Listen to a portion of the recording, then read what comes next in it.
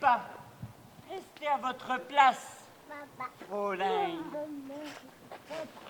On dirait bien que ce n'est pas une fille que vous avez eue, mais un fils. Il serait judicieux de lui dire un jour la vérité.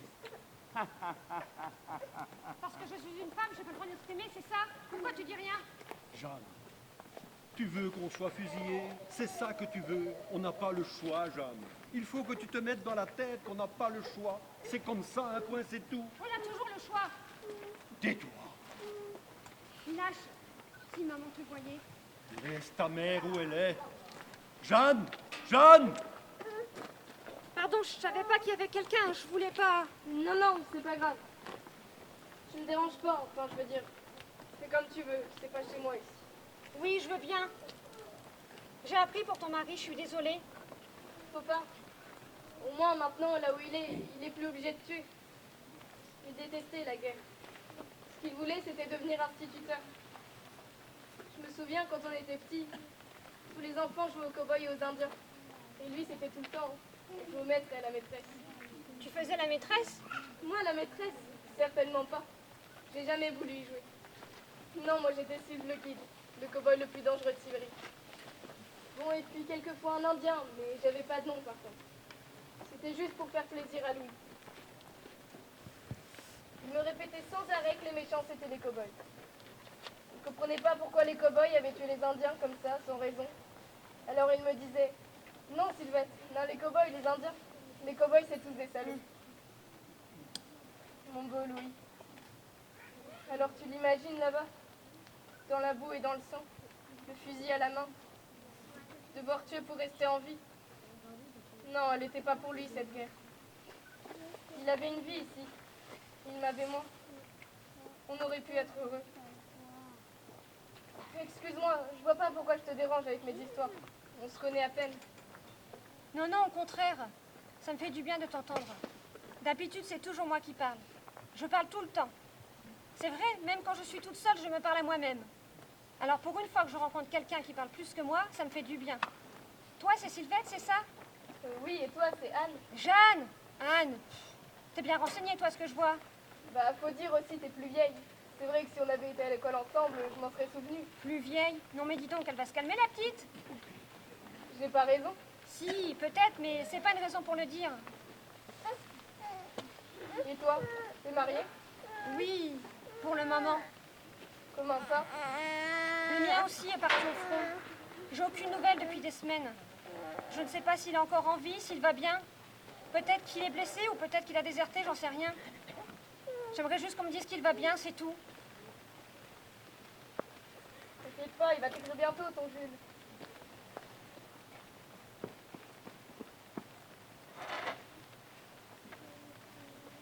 Tu sais, moi, j'ai jamais connu de belles histoires comme dans les livres.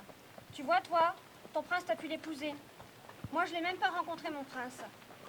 À la plage, j'ai rencontré Jules. Il était là, j'étais là, on était là tous les deux.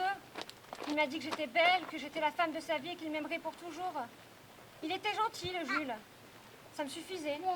Je me suis pas posé d'autres questions, ça s'est fait comme ça. Tout ce que je veux maintenant, c'est qu'il s'en sorte.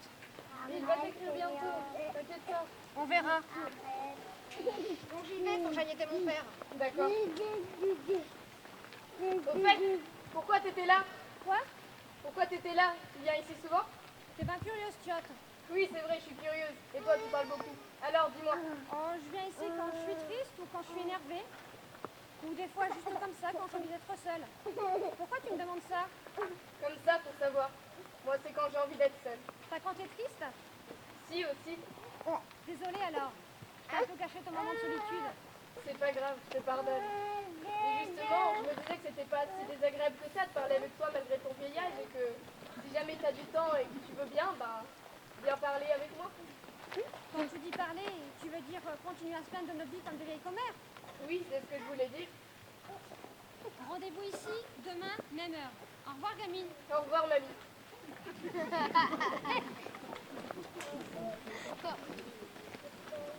T'étais où? Je me suis inquiété. Quelque part. C'est pas une réponse, ça, Jeanne. En plus, c'est l'heure de dîner. On n'a pas à nous. J'arrive, une seconde. Pourquoi t'apprends pas de faire à manger? Toujours obligé de me demander. Mais c'est toi la femme ici? Vous l'ignorez peut-être, Fräulein. Écoute-moi bien, le Bosch. Si tu crois que je vais te laisser m'insulter, Maintenant, ça suffit. Tais-toi. Vous ferez mieux d'écouter votre père, mademoiselle Léquin. Ménard, et c'est toujours madame. Sinon quoi? Tu vas m'arrêter?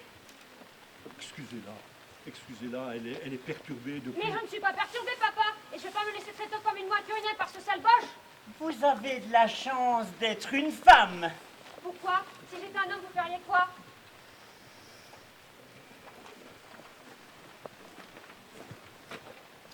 Encore un mot, et vous pourrez dire au revoir à vos tickets de ravitaillement. Pour quel motif? Ensuite servir la soupe à l'ennemi?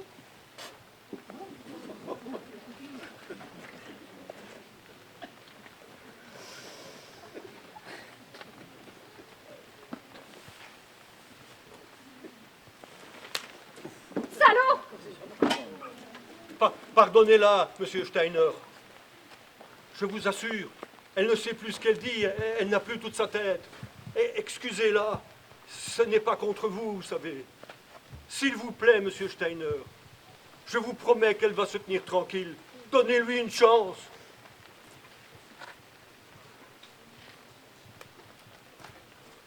Dis merci à ton papa.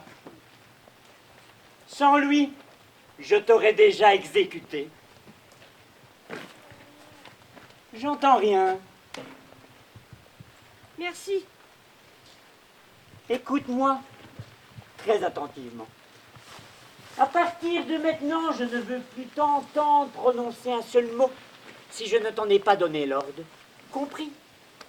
Dorénavant, je veux du bonjour, Herr Steiner. Que désirez-vous manger, Herr Steiner? Désirez-vous encore un peu de soupe, Herr Steiner? Souhaitez-vous que je vous cire les bottes, Herr Steiner? Compris? Et si je décèle la moindre petite, microscopique parcelle de défiance ou de mépris dans ses yeux, alors là, tu seras bonne pour le travail forcé. Compris, mademoiselle? Jeanne, Oui, Oui, qui? oui, Herr Steiner. Vous voyez, monsieur Léquin, la discipline est toujours la discipline. Une femme, c'est comme un bon cheval, ça se dresse. Vous lui dites d'avancer et s'il refuse, vous lui expliquez les choses. D'abord, calmement, une fois, deux fois, trois fois, et si ça ne fonctionne toujours pas, alors là, c'est la cravache. Un bon coup de cravache, et alors là, miracle, il avance. Et bien dans le cas de notre cher Fräulein, c'est pareil, n'est-ce pas, petite jument? N'est-ce pas? Oui, Herr Steiner. Vous voyez, il n'y a pas de secret, hein, monsieur Léquin. Le dressage. Allez. À la soupe.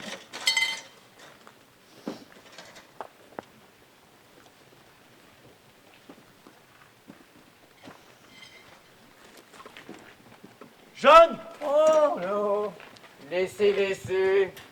C'est bien qu'elle se dépense un peu.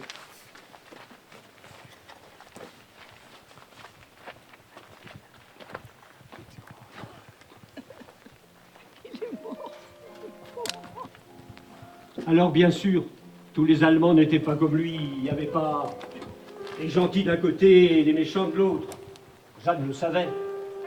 On peut juste dire que sur ce coup-là, Jeanne et son père n'ont pas eu de chance en tombant sur ce monsieur Steiner. Elle savait que des soldats allemands pouvaient se montrer parfois courtois avec les habitants, voire même attentionnés avec certains.